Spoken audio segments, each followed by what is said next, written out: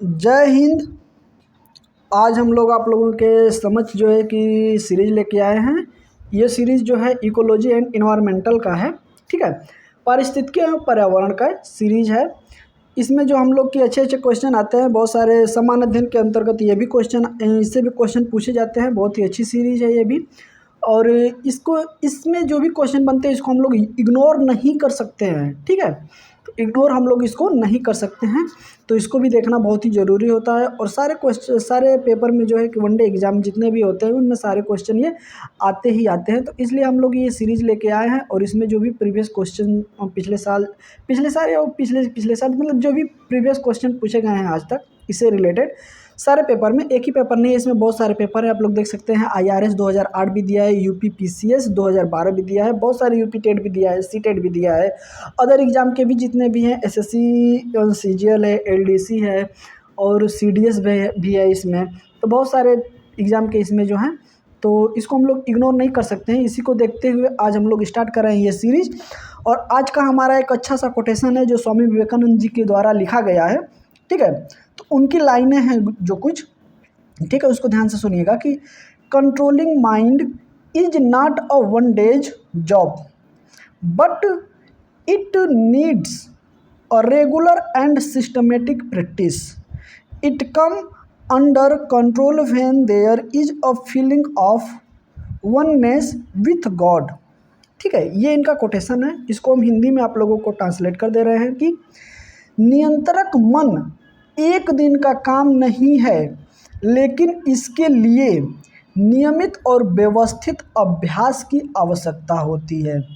यह नियंत्रण में तब आता है, मन नियंत्रण में तब आता है जब भगवान के साथ एकता की भावना होती है। तो ये हमारा आज का कोटेशन था, स्वामी विवेकानंद जी के द्वारा ये लिखा गया है और बहुत ही अच्छी लाइनें हैं। तो इसको हम लोग देखते हुए और समय बर्बाद न करते हुए हम लोग सीधे क्वेश्चन की तरफ बढ़ते हैं। और आज का हम लोगों का पहला क्वेश्चन जो है, देखिए पहला क्वेश्चन कह रहा है कि सबसे अस्थायी पारिस्थितिकीय तंत्र, ठीक है, क्या है? तो option number A one, option number B घास का मैदान, ऑप्शन नंबर C रेगिस्तान और ऑप्शन नंबर D कह रहा है कि समुद्री।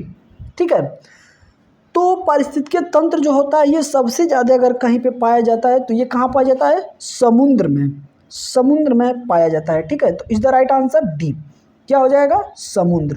ठीक है, आइए बढ़ते हैं अगले क्वेश्चन की तरफ। अगला क्वेश्चन कह रहा है हम लोगों का कि एक मनुष्य के जीवन को पूर्ण रूप से धारणीय करने के लिए आवश्यक न्यूनतम भूमि को क्या कहते हैं? ठीक है, मनुष्य के जीवन को पूर्ण रूप से धारण करने के लिए आवश्यक न्यूनतम भूमि को क्या कहते हैं? ऑप्शन नंबर A कह रहा है कि जीवजात, ऑप्शन नंबर B कह रहा है पारिस्थितिकीय पदछाप, ऑप्शन नंबर C कह रहा है जीवोम, ऑप्शन नंबर D कह रहा है निकेत। ठीक है, ये यूपी PCS 2012 में पूछा गया था क्वेश्चन।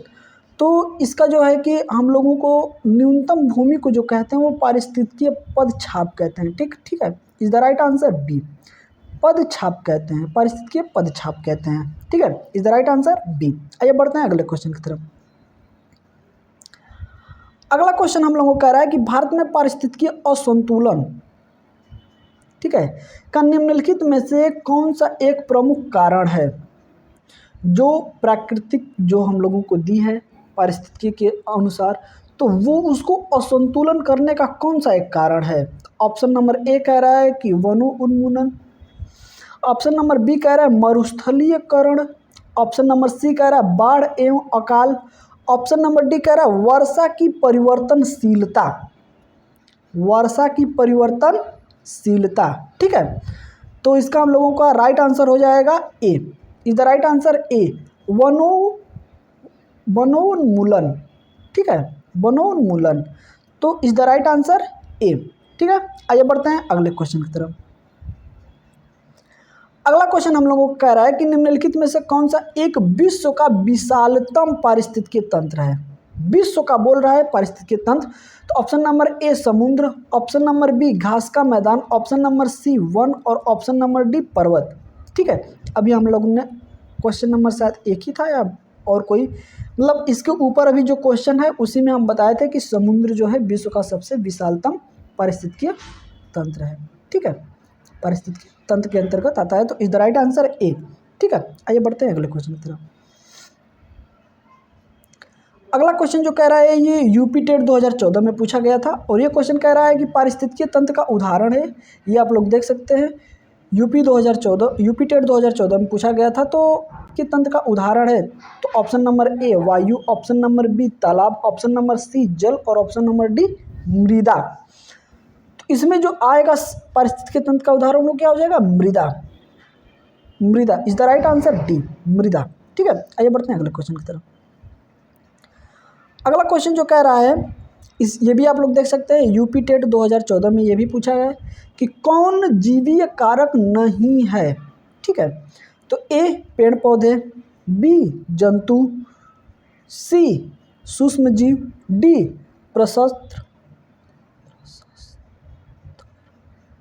प्रस्तर। ठीक है, प्रस्तर, डी है प्रस्तर। तो हम लोगों का इसका राइट आंसर हो जाए जीव। पेड़ पौधे में जीव होता है, जंतु में होता है, सूक्ष्म जीव में होता है, प्रस्तर में नहीं होता है। तो is the right answer D. Is the right answer D हो जाएगा हम लोगों का। ठीक है, आइए बढ़ते हैं अगले क्वेश्चन की तरफ। अगला क्वेश्चन हम लोगों का कह रहा है कि पारिस्थितिकीय तंत्र की रचना में निम्नलिखित दिए गए घटकों में से किन घटकों का योगदान रहता है। ठीक है, तो इसमें दिया है जैविक घटक ए, बी दिया है अजैविक घटक, सी दिया है ऊर्जा घटक, डी दिया है उपयुक्त में सभी। तो इसका क्या हो जाएगा? उपयुक्त में सभी। Is the right answer D, उपयुक्त में सभी। ठीक है, आइए बढ़ते हैं अगले क्वेश्चन की तरफ।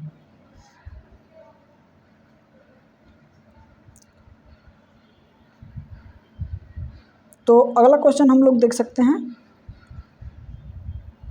तो अगला क्वेश्चन कह रहा है हम लोगों का कि निम्नलिखित में से कौन सा एक परितंत्र इकोसिस्टम शब्द का सर्वोत्कृष्ट वर्णन है। ठीक है, सर्वोत्कृष्ट वर्णन है। तो ए कह रहा है, ऑप्शन ए कह रहा है कि एक दूसरे में अन्योन्य क्रिया करने वाले जीवों का एक समुदाय। ठीक है, बी कह रहा है पृथ्वी का वह भाग जो सजीव जीव द्वारा आवासित है। सी कह रहा है कि जीवों का समुदाय और साथ ही वह पर्यावरण जिसमें वे रहते हैं। डी कह रहा है किसी भौगोलिक क्षेत्र के वनस्पति जात तथा प्राणी जात। ठीक है, तो इसमें हम लोगों का राइट आंसर हो जाएगा, is the right answer C, कि जीवों का समुदाय और साथ ही वह पर्यावरण जिसमें वह रहते हैं। ठीक है, is the right answer C हो जाएगा हम लोगों का। आइए बढ़ते हैं अगले क्वेश्चन की तरफ। तो अगला क्वेश्चन आप देख सकते हैं एसएससी पीटी 2012 में पूछा था।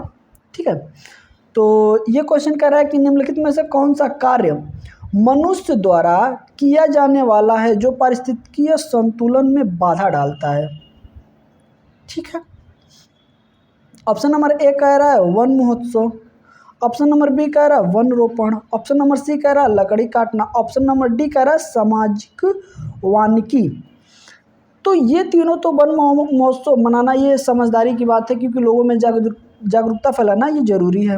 वन रोपण, वन ज़्यादा से ज़्यादा पेड़ पौधे लगाने चाहिए, क्योंकि जितने ज़्यादा वन रहेंगे उतने ज़्यादा हमारे पर्यावरण जो है कि प्राकृतिक जो लेवल है हम लोगों का वो बिल्कुल सुरक्षित रहेगा। सामाजिक वानिकी भी उसी के अंतर्गत आता है। तो लकड़ी काटना ये नहीं आता है। ये लकड़ी जितना आप काटेंगे, जितना पेड़ काटेंगे, जितना पौधे काटेंगे, तो उस हिसाब से प्राकृतिक जो हमारी है ये असंतुलित होती जाती है। ठीक है, ये संतुलन में बाधा डालता है। तो is the right answer C, लकड़ी काटना is the right answer C. आइए बढ़ते हैं अगले क्वेश्चन की तरफ। अगला क्वेश्चन हम लोगों का कह रहा है कि निम्नलिखित में से कौन पारिस्थितिकीय तंत्र के विषय में सही नहीं है। इस चीज को ध्यान रखिएगा। ठीक है, ऑप्शन नंबर ए कह रहा है कि यह अजैविक एवं जैविक दोनों संगठनों से युक्त होता है। जी बिल्कुल सही है, तो ये हमारा आंसर नहीं होगा। ऑप्शन नंबर बी कह रहा है कि इसकी अपनी स्वयं की उत्पादकता होती है। जी बिल्कुल सही है, ये भी इसका आंसर नहीं होगा। सी कह रहा है यह एक बंद तंत्र होता है, जी बिल्कुल गलत है ये बिल्कुल ओपन तंत्र होता है। डी कह रहा है कि यह प्राकृतिक संसाधन तंत्र होता है, जी बिल्कुल सही है। तो हमको नहीं छांटना है, तो इसलिए is the right answer C हो जाएगा। इज द राइट आंसर हमारा क्या हो जाएगा, सी हो जाएगा। ठीक है, यह एक बंद तंत्र होता है, तो ये हम लोगों का आंसर हो जाएगा, ये गलत है। ठीक है, तो आइए बढ़ते हैं अगले क्वेश्चन की तरफ।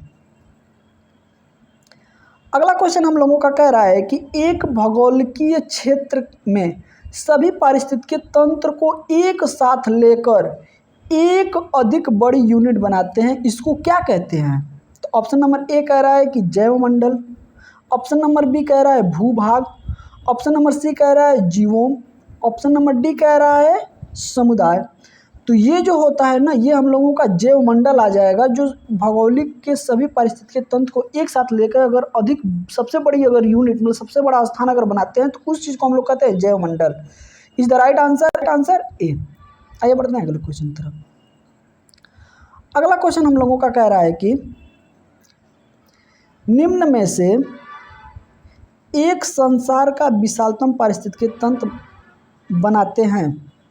ऑप्शन नंबर ए महासागर, ऑप्शन नंबर बी घास स्थल, ऑप्शन नंबर सी वन और ऑप्शन नंबर डी जो है नदियाँ। तो इसमें हम लोगों का ऑप्शन नंबर समुद्र आएगा, महासागर आएंगे।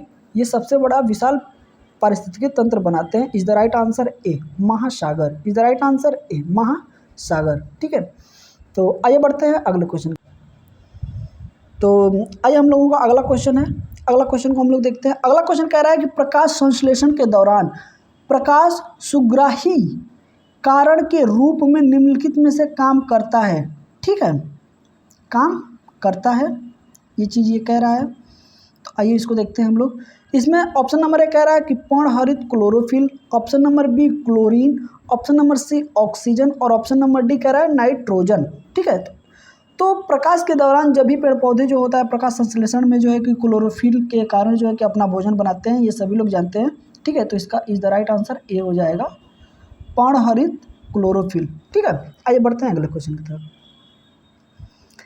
जी अगला क्वेश्चन कह रहा है कि निम्नलिखित में से कौन सा एक सरित लोटिक, ठीक है, सरित लोटिक पारिस्थितिकी तंत्र का उदाहरण नहीं है? ठीक है, ए तालाब, बी मुहाना, सी सरिता और डी लैगून समुद्र तल।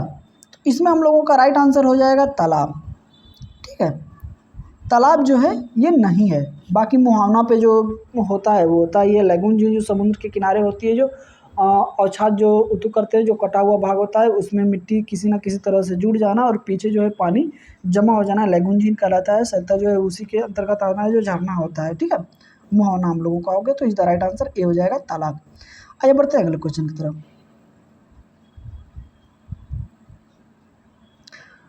अगला क्वेश्चन हम लोगों का कह रहा है कि निम्नलिखित में से कौन सा किसी पारिस्थितिकी तंत्र में एक दिशीय प्रवाह दर्शाता है? क्या दर्शाता है हम लोगों का? ए प्रकाश, बी ऊर्जा, सी जल और डी कह रहा है जैव मात्रा, बायोमास। ठीक है, इसमें जो होता है हम लोगों का ऊर्जा जो होता है ना, ये हमेशा एक दिशा में ही चलता है। ठीक है, is the right answer B. ऊर्जा जो हम लोगों का होता है ये हमेशा एक दिशा में सीधा रेखा में चलता है। ठीक है, याद रखिएगा आप लोग। तो is the right answer B हो जाएगा ऊर्जा। आइए बढ़ते हैं अगले क्वेश्चन की तरफ। अगला क्वेश्चन हम लोगों का कह रहा है कि पारिस्थितिकी तंत्र में उच्चतम पोषण स्तर प्राप्त होता है। मतलब कहने का ये है कि जो पारिस्थितिकी तंत्र है उसमें सबसे उच्च कोटि का जो पोषक स्तर है वो किसको प्राप्त होता है? तो ऑप्शन नंबर ए कह रहा है शाकाहारी को, ऑप्शन नंबर बी कह रहा है मांसाहारी को, ऑप्शन नंबर बी कह रहा है मांसाहारी को, ऑप्शन नंबर सी कह रहा है अपघटक को और ऑप्शन नंबर डी कह रहा है किसको? सर्वाहारी को। ठीक है, ऑप्शन नंबर सी कह रहा है सर्वाहारी को। तो ये किसको हम लोगों को प्राप्त होता है? तो आप लोग सब लोग जानते हैं ये सर्वाहारी को प्राप्त होता है। ठीक है, ठीक, आइए बढ़ते हैं अगले क्वेश्चन की तरफ।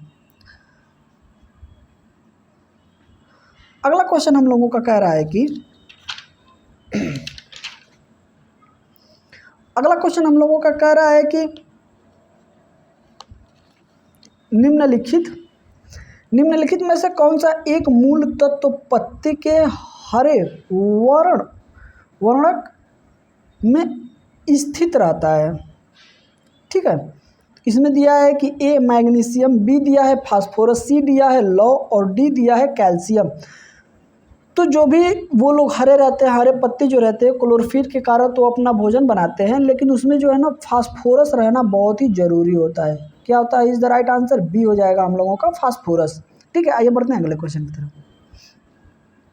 तो अगला क्वेश्चन हम लोग कह रहा है कि निम्नलिखित में से कौन सा जोड़ा सही है? ठीक है, तो उत्पादक जो है हिरण, उत्पादक जो है वो हिरण, जो भी घास होता है उसको हिरण खाता है, ये बिल्कुल सही है। प्राथमिक उपभोक्ता तेंदुआ,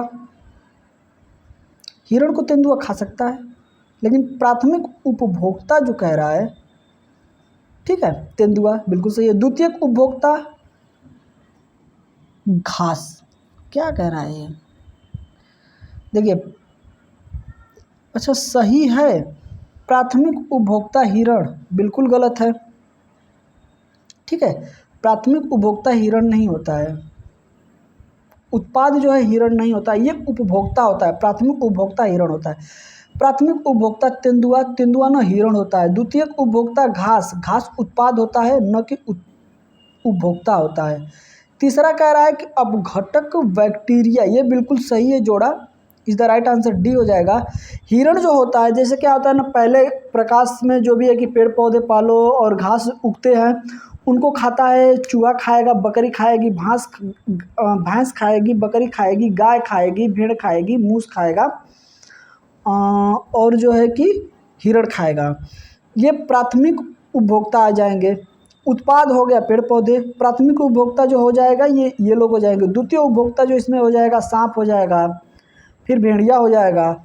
फिर तृतीय उपभोक्ता की बात आएगी तो भेड़िए को शेर खाएगा, चील खाएगी, और ऐसे ही अन्य लोग खाएंगे। फिर उसके बाद सर्वाहारी में मनुष्य आ जाता है। ठीक है, सर्वाहारी में मनुष्य आ जाएगा, तो इधर राइट आंसर हम लोगों का हो जाएगा डी। ठीक है, आइए बढ़ते हैं अगले क्वेश्चन की तरफ। अगला क्वेश्चन हम लोगों का कह रहा है कि निम्नलिखित में से कौन सा सबसे अधिक स्थिर परितंत्र पारिस्थितिकी तंत्र है? ठीक है, तो ये वही है क्वेश्चन, पीछे का ही क्वेश्चन बदल के क्वेश्चन का सिर्फ लैंग्वेज बदल रहा है। ठीक है, लेकिन क्वेश्चन को समझिए आप लोग पूछ कह रहा है। ऑप्शन नंबर ए कह रहा है पर्वत, ऑप्शन नंबर बी कह रहा है महासागर, ऑप्शन नंबर सी कह रहा है वन, ऑप्शन नंबर डी कह रहा है रेगिस्तान। तो सबसे अधिक जो है पारिस्थितिकीय तंत्र परितंत्र कहाँ होता है? तो ये महासागर में देखने को मिलता है हम लोगों को, तो is the right answer B, महासागर होगा। ठीक है, आइए बढ़ते हैं अगले क्वेश्चन की तरफ। अगला क्वेश्चन हम लोगों का कह रहा है कि परितंत्र की घटती उत्पादकता के क्रम में उसका निम्नलिखित कौन सा अनुक्रम सही है? ठीक है, ऑप्शन नंबर ए कह रहा है सागर, झील, घास स्थल, मैंग्रोव वन। ठीक है, ऑप्शन नंबर बी कह रहा है मैंग्रोव वन, महासागर, घास मैदान, झील। ठीक है, ऑप्शन नंबर सी कह रहा है मैंग्रोव वन, फिर घास मैदान, फिर झील, फिर महासागर। फिर डी कह रहा है महासागर, मैंग्रोव वन, फिर झील और घास स्थल। तो सबसे जो होगा घटते क्रम में मैंग्रोव वन, घास का मैदान, झील, फिर महासागर हो जाएगा। ठीक है, इज द राइट आंसर हम लोगों का सी हो जाएगा, इज द राइट आंसर हम लोगों का सी हो जाएगा। आइए बढ़ते हैं अगले क्वेश्चन की तरफ। अगला क्वेश्चन हम लोगों का कह रहा है कि परितंत्रों में खाद्य श्रृंखलाओं के संदर्भ में निम्नलिखित कथनों पर विचार कीजिए। ठीक है, तो ऑप्शन ए कह रहा है, ए स्टेटमेंट जो है कि खाद्य श्रृंखला उस क्रम का निर्देशन करती है जिसमें जीव की एक श्रृंखला एक दूसरे के आहार द्वारा पोषित होती है। ठीक है, तो बी कह रहा है कि खाद्य श्रृंखला एक जाति की समष्टि के अंतर्गत पाई जाती है। तीसरा कह रहा है कि खाद्य श्रृंखला उस प्रत्येक जीव की संख्याओं का जो दूसरे के द्वारा खाई जाती है निर्देशन कहलाती है। तो इसमें दिया है कि कौन सा सही है, तो इसमें जो है कि हम लोगों का ए सही हो जाएगा, केवल एक ही सही है। ठीक है, ये सही है, ये सही है और ये दोनों गलत है। ठीक है, इसको आप लोग याद रखिएगा। तो इस तरह हम लोगों का राइट आंसर ए हो जाएगा। ठीक है, आइए बढ़ते हैं अगले क्वेश्चन की तरफ। तो अगला क्वेश्चन हम लोगों का कह रहा है कि निम्नलिखित में से कौन कृत्रिम पारिस्थितिकी तंत्र है, जो कृत्रिम बनाया गया है। ठीक है, तो ए तालाब, बी फसल, सी वन, इनमें से कोई नहीं। वन प्राकृतिक की देन है, ये हम लोग जानते हैं। तालाब और झील जो भी होता है, तालाब तो हम लोग बना सकते हैं लेकिन पानी जो है प्रकृति की देन है। लेकिन फसल जो होता है ना, ये हम लोग उगाते हैं इसको। तो इज द राइट आंसर हम लोगों का बी हो जाएगा, फसल। ठीक है, आइए बढ़ते हैं अगले क्वेश्चन की तरफ। अगला क्वेश्चन हम लोग कह रहा है कि प्रकाश संश्लेषण की क्रिया होती है पौधों की जड़ द्वारा, बिल्कुल गलत है। पौधों की हरी पत्तियों द्वारा, सही है। पौधों की तनों द्वारा, बिल्कुल गलत है। पौधों के सभी भागों द्वारा नहीं होता है, सिर्फ पत्तियों द्वारा होता है। तो इज द राइट आंसर हम लोगों का बी हो जाएगा, पौधों की हरी पत्तियों द्वारा। ठीक है, is the right answer B. आइए बढ़ते हैं अगले क्वेश्चन की तरफ। अगला क्वेश्चन कह रहा है कि निम्नलिखित में से कौन सी प्रक्रिया प्रकाश संश्लेषण की प्रक्रिया के विपरीत दिशा में संपन्न होती है। ठीक है, ऑप्शन नंबर ए कह रहा है स्टार्च का पाचन। ऑप्शन नंबर बी कह रहा है लौह तत्वों का पिघलना। ऑप्शन नंबर सी कह रहा है फूलों का पकना। ऑप्शन नंबर डी कह रहा है लकड़ियों का जलना। तो ये बिल्कुल इसके विपरीत दिशा में होती है, लकड़ियों का जलना। ठीक है, is the right answer B, D. आइए बढ़ते हैं अगले क्वेश्चन में। अगला क्वेश्चन कह रहा है हम लोगों का कि निम्नलिखित में से कौन सा पारिस्थितिकी तंत्र का सबसे अधिक अस्थायी है। वन, महासागर, पर्वत महासागर, वन मरुस्थल। तो इज द राइट आंसर हम लोगों को क्या हो जाएगा, महासागर। ठीक है, is the right answer B, महासागर। आइए बढ़ते हैं अगले क्वेश्चन की तरफ। अगला क्वेश्चन हम लोग का प्राकृतिक तंत्र का विकास कहलाता है, क्या कहलाता है, तंत्र का कार्य, तंत्र का उपविकास, तंत्र की स्वसंतुलन, उपरोक्त में से कोई नहीं। तो इसमें हम लोगों का तंत्र की स्वसंतुलन, ठीक है, स्वसंतुलन कहलाएगा। Is the right answer C हो जाएगा। आइए बढ़ते हैं अगले क्वेश्चन की तरफ। अगला क्वेश्चन कह रहा है कि प्रकाश संश्लेषण की क्रिया होती है, कहाँ होती है। ठीक है, ऑप्शन नंबर ए केंद्रक में, ऑप्शन नंबर बी माइक्रोकांडिया में, ऑप्शन नंबर सी हरित लवक में, ऑप्शन नंबर डी कोई नहीं। तो इज द राइट आंसर जो हो जाएगा, केंद्रक में नहीं होती है, माइक्रोकांडिया में नहीं होती है, हरित लवण में होती है। ठीक है, is the right answer C हो जाएगा। आइए बढ़ते हैं अगले क्वेश्चन की तरफ। अगला क्वेश्चन हम लोगों का कह रहा है कि पारिस्थितिकी तंत्र का कौन सा कार्यात्मक इकाई नहीं है। ठीक है, नहीं को अंडरलाइन कर लीजिएगा आप लोग बिल्कुल। ए कह रहा है कि उत्पादकता, बी कह रहा है अस्थिरीकरण, सी कह रहा है अवसादीकरण, डी कह रहा है ऊर्जा प्रवाह। डी कह रहा है ऊर्जा प्रवाह। तो इसमें हम लोगों का नहीं हो जाएगा, ये भी सही है, ये भी सही है, ये भी सही है। उत्पादकता होती है, अवसादीकरण भी होता है, ऊर्जा प्रवाह भी होता है, एक दिशा में होता है, लेकिन स्थिरीकरण नहीं होती है, अस्थिरीकरण नहीं होती है। तो इज द राइट आंसर हम लोगों का बी हो जाएगा। ठीक है, इस चीज़ को याद रखिएगा, is the right answer B हो जाएगा, नहीं हमको निकालना था। ठीक है, आइए बढ़ते हैं अगले क्वेश्चन की तरफ। अगला क्वेश्चन जो है कि सीटेट 2011 में पूछा गया था। ये कह रहा है कि मृत जीव निम्नलिखित में से किस पर निर्भर रहते हैं। ठीक है, ऑप्शन नंबर ए पौधों पर, ऑप्शन नंबर बी पशुओं पर, ऑप्शन नंबर सी मृत एवं अपघटित पदार्थों पर, ऑप्शन नंबर डी कह रहा है अकार्बनिक पदार्थों पर। तो ये जो होता है, जो मृत जीव होते हैं, ये मृत जीव अपघटित पदार्थों पर होते हैं। ठीक है, निर्भर होते हैं। तो is the right answer C हो जाएगा हम लोगों का। ठीक है, आइए बढ़ते हैं अगले क्वेश्चन की तरफ। अगला क्वेश्चन कह रहा है हम लोगों का कि वह पारिस्थितिकी तंत्र जिसका आसानी से ह्रास हो जाता है एवं यदि ह्रास करने वाली शक्तियों की प्रभाविता समाप्त हो जाती है तो वह तंत्र उतना ही आसानी से संतुलन अवस्था को प्राप्त कर लेता है, कहलाती है। ठीक है, माफ करिएगा। ऑप्शन नंबर ए कह रहा है कि अस्थायी एवं उच्च प्रतिरोधक क्षमता वाले पारिस्थितिकी तंत्र। ठीक है, बी कह रहा है कि निम्न अस्थायित्व एवं निम्न प्रतिरोधक क्षमता वाली पारिस्थितिकी तंत्र। सी कह रहा है उच्च स्थायित्व एवं निम्न प्रतिरोधक क्षमता वाली पारिस्थितिकी तंत्र। डी कह रहा है कि निम्न स्थायित्व व उच्च प्रतिरोधक क्षमता वाला पारिस्थितिकी तंत्र। इज द राइट आंसर हम लोगों का डी हो जाएगा, निम्न दायित्व व उच्च प्रतिरोधक क्षमता वाला पारिस्थितिकी तंत्र। ठीक है, आइए बढ़ते हैं अगले क्वेश्चन की तरफ। तो अगला क्वेश्चन हम लोगों का कह रहा है कि शेर, पक्षी, सांप एवं मृदा। ठीक है, इस चीज को ध्यान रखिएगा। शेर, पक्षी, सांप एवं मृदा है क्या है? ये जैविक कारक है, एक ही खाद्य श्रृंखला है, नीचे का एक भाग है और जैविक कारक है। ठीक है, तो ये क्या है? अजैविक कारक है ये। ठीक है, इसमें जितने भी आएंगे अजैविक कारक आएंगे। ठीक है, इज द राइट आंसर ए। ठीक है, आइए बढ़ते हैं अगले क्वेश्चन की तरफ। तो अगला क्वेश्चन हम लोगों का कह रहा है कि वे जीव जो अपने आहार तथा जीवन निर्वाह के लिए दूसरे जीवों पर निर्भर रहते हैं कहलाते हैं परजीवी, मृतजीवी, सर्वाहारी, मांसाहारी। ठीक है, थोड़ा सा क्वेश्चन जो है कि पीडीएफ जो है कि साफ नहीं हुआ है, थोड़ा धुंधला दिख रहा होगा। ठीक है, लेकिन इससे कोई फ़र्क नहीं पड़ता है क्योंकि हम लोग जो है कि सीरीज को आगे लेके चल रहे हैं और बिल्कुल इतना समझ में आ जाएगा कि क्वेश्चन क्या क्या रहा है और ऑप्शन क्या है। ठीक है, ऑप्शन है कि वे जीव जो अपना आहार तथा जीवन निर्वाह करने के लिए दूसरे जीवों पर निर्भर रहते हैं कहलाते हैं। ऑप्शन नंबर ए परजीवी, ऑप्शन नंबर बी मृत जीव, ऑप्शन नंबर सी सर्वाहारी, ऑप्शन नंबर डी कह रहा है मांसाहारी। तो ये जो होते हैं ये परजीवी होते हैं। ठीक है, परजीवी होते हैं, इज द राइट आंसर ए। ठीक है, आइए बढ़ते हैं अगले क्वेश्चन की तरफ। तो अगला क्वेश्चन जो है हम लोगों का कह रहा है,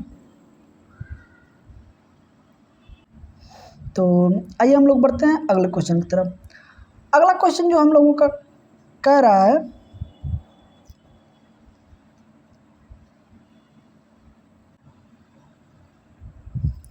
जो है कि माफ़ करिएगा, एक क्वेश्चन थोड़ा सा गलत हो गया है, इसको आप लोग जो है कि देख लीजिएगा। ठीक है, ये क्वेश्चन जो है गलत हो गया है। तो इसमें जो है कह रहा है कि 32 नंबर क्वेश्चन एक बार आप लोग फिर से देख लीजिएगा क्योंकि 32 नंबर क्वेश्चन जो है ना मिस्टेक हो गया है, इसके लिए आप लोग हमें माफ़ कर दीजिएगा। क्वेश्चन ये कह रहा है कि वे जीव जो अपने आहार तथा जीवन निर्वाह के लिए दूसरे जीवों पर निर्भर रहते हैं। ठीक है, ऑप्शन नंबर ए परजीवी, ऑप्शन नंबर बी मृतजीवी, ऑप्शन नंबर सी सर्वाहारी, ऑप्शन नंबर डी मांसाहारी। ठीक है, तो इसका इज द राइट आंसर जो है ना वो सर्वाहारी हो जाएगा, is the right answer C हो जाएगा। इसको हम अभी जस्ट पहले हमने ऑप्शन नंबर ए लगवा दिया था, तो इसको आप लोग गलत कर लीजिएगा। इसका राइट आंसर जो हो जाएगा वो सी हो जाएगा, is the right answer C. सर्वाहारी होते हैं जो कि दूसरे जीवों पर निर्भर रहते हैं और उन्हीं के सहारे जो है कि अपना जीवन निर्वाह करते हैं। ठीक है, तो माफ़ करिएगा, एक क्वेश्चन जो है कि मिस्टेक हो गया। आइए बढ़ते हैं अगले क्वेश्चन की तरफ। चलिए आइए बढ़ते हैं अगले क्वेश्चन की तरफ। अगला क्वेश्चन हम लोगों का कह रहा है कि निम्नलिखित में से कौन सा क्रम पारिस्थितिकी तंत्र की उत्पादकता का घटता हुआ क्रम है? तो समुद्र, झील, घास मैदान, मैग्रोव। दूसरा कह रहा है मैग्रोव वन, समुद्र, घास मैदान, झील, समुद्र। तीसरा कह रहा है मैग्रोव, घास मैदान, झील, समुद्र। चौथा कह रहा है कि समुद्र, मैग्रोव, झील, घास मैदान। तो इस तरह इज द राइट आंसर हम लोग ये क्वेश्चन हम लोगों ने पीछे क्या कर रखा है, तो is the right answer C हो जाएगा, मैग्रोव वन, घास मैदान, फिर झील हो जाएगा, फिर समुद्र हो जाएगा। ठीक है, is the right answer C. आइए बढ़ते हैं अगले क्वेश्चन की तरफ। अगला क्वेश्चन हम लोगों का कह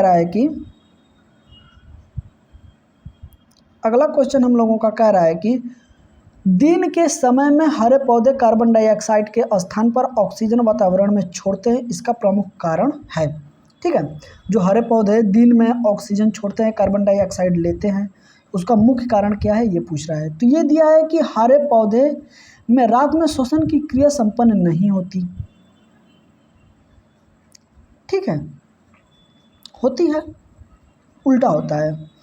जब ये लोग सूर्य का प्रकाश नहीं लेते हैं तो उसमें ऑक्सीजन लेते हैं लेकिन कार्बन डाइऑक्साइड छोड़ते हैं, और दिन में कार्बन डाइऑक्साइड लेते हैं, ऑक्सीजन छोड़ते हैं पेड़ पौधे। भी कह रहा है कि हरे पौधों में दिन में श्वसन की क्रिया संपन्न नहीं होती। बिल्कुल होती है, ये भी गलत है। हरे पौधों में श्वसन की क्रिया दिन में संपन्न होती है एवं प्रकाश संश्लेषण की क्रिया रात में संपन्न होती है। यहाँ तक का स्टेटमेंट सही है कि दिन में संपन्न होती है, लेकिन प्रकाश संश्लेषण की क्रिया रात में संपन्न होती है, ये बिल्कुल गलत है। डी कह रहा है कि एक दिन के समय श्वसन क्रिया की तुलना में प्रकाश संश्लेषण का क्रिया तीव्र गति से संपन्न होता है, ये बिल्कुल is the right answer D हो जाएगा, is the right answer D हो जाएगा। ठीक है, ये बढ़ते हैं अगले क्वेश्चन की तरफ। तो अगला क्वेश्चन हम लोगों का कह रहा है कि प्राकृतिक तंत्र में विकास की व्याख्या की जाती है। ठीक है, ए तंत्र के कार्य प्रणाली के आधार पर, बी उपविकास के आधार पर, सी तंत्र के स्वसंतुलित विकास के आधार पर, डी कह रहा है उपयुक्त में से कोई नहीं। ठीक है, तो इस द राइट आंसर हो जाएगा इसका सी तंत्र के स्वतः संतुलित विकास के आधार पर। ठीक है, is the right answer C. आइए बढ़ते हैं अगले क्वेश्चन की तरफ। अगला क्वेश्चन कह रहा है कि प्रकाश संश्लेषण की क्रिया के दौरान निम्नलिखित में से कौन सी गैस उत्सर्जित होती है। प्रकाश संश्लेषण क्रिया के दौरान कौन सी गैस जो है कि उत्पन्न होती है या उत्सर्जित होती है। तो ऑप्शन नंबर ए कह रहा है ऑक्सीजन, ऑप्शन नंबर बी कह रहा है कार्बन डाइऑक्साइड और ऑप्शन नंबर सी कह रहा है हाइड्रोजन, ऑप्शन नंबर डी कह रहा है क्लोरीन। तो इसमें जो हम लोगों का प्रकाश संश्लेषण के दौरान जो भी ऑक्सीजन पौधे ग्रहण करते हैं, कार्बन डाइऑक्साइड ग्रहण करते हैं, लेकिन छोड़ते क्या है, वो ऑक्सीजन होता है। तो इज द राइट आंसर ए हो जाएगा हम लोगों का ऑक्सीजन। ठीक है, ये बढ़ते हैं अगले क्वेश्चन की तरफ। अगला क्वेश्चन कह रहा है कि प्रकाश संश्लेषण की क्रिया के दौरान ऑक्सीजन उत्सर्जित होती है। ठीक है, प्रकाश संश्लेषण के दौरान जो ऑक्सीजन उत्सर्जित होती है वो क्या होता है। तो कह रहा है कि CO2 से, ठीक है, बी कह रहा है H2O से, सी कह रहा है CO2MH2O से, डी कह रहा है क्लोरोफिल से। तो ये किससे उत्सर्जित होती है हम लोगों का H2O से। ठीक है, पत्ती जो होती है वो जब भी ऑक्सीजन उत्सर्जित करती है तो पानी के साथ ये रिएक्शन होता है इसका क्लोरोफिल का, और ये H2O ऑक्सीजन जो है छोड़ती है। ठीक है, उत्सर्जित करती है तो H2O से। आगे बढ़ते हैं अगले क्वेश्चन की तरफ। अगला क्वेश्चन कह रहा है कि प्रकाश संश्लेषण की क्रिया में, ठीक है, आगे का स्टेटमेंट कह रहा है ऑप्शन नंबर ए प्रकाश ऊर्जा रासायनिक ऊर्जा में परिवर्तित होती है। प्रकाश जो ऊर्जा है रासायनिक ऊर्जा में परिवर्तित होती है, बिल्कुल सही है। प्रकाश ऊर्जा को रासायनिक ऊर्जा में ये लोग परिवर्तित करते हैं और उसी से अपना भोजन ग्रहण करते हैं।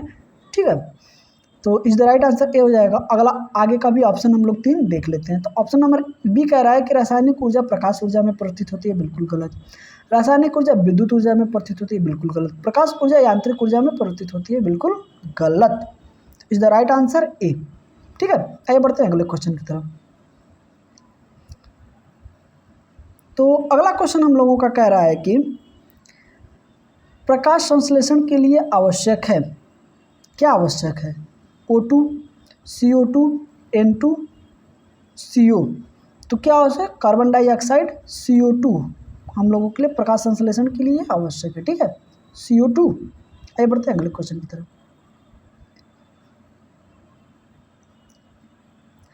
अगला क्वेश्चन हम लोग कह रहा है कि पर्णहरित में कौन सा रासायनिक तत्व उपलब्ध होता है। ठीक है, Ca, Fe, MgS। तो मैग्नीशियम उपस्थित होता है। ठीक है, इसको याद रखिएगा, ऑप्शन नंबर सी हो जाएगा। आगे बढ़ते हैं अगले क्वेश्चन की तरफ।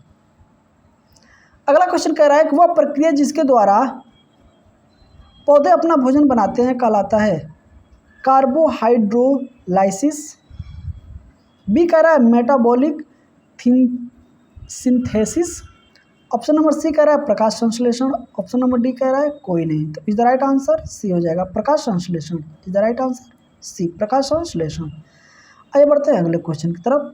ये अगला क्वेश्चन है हम लोगों का और लास्ट क्वेश्चन है बिल्कुल। ठीक है, तो देखते हैं अगला क्वेश्चन, और इस सीरीज का ये लास्ट क्वेश्चन है।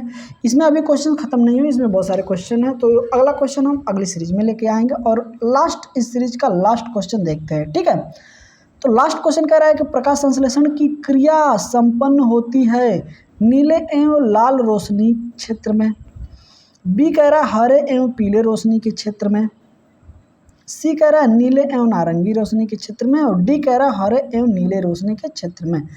तो ये नीले एवं लाल रोशनी के क्षेत्र में प्रकाश संश्लेषण की क्रिया संपन्न होती है। इज द राइट आंसर ए हो जाएगा। ठीक है, तो आज का जो क्वेश्चन था यहीं तक हम लोग इस सीरीज को रोकते हैं। आगे जो है कि इसका निरंतर आप लोगों को ये सीरीज कराई जाएगी।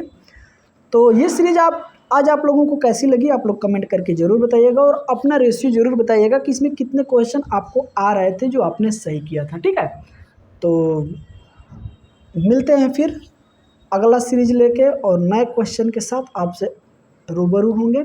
तब तक के लिए जय हिंद।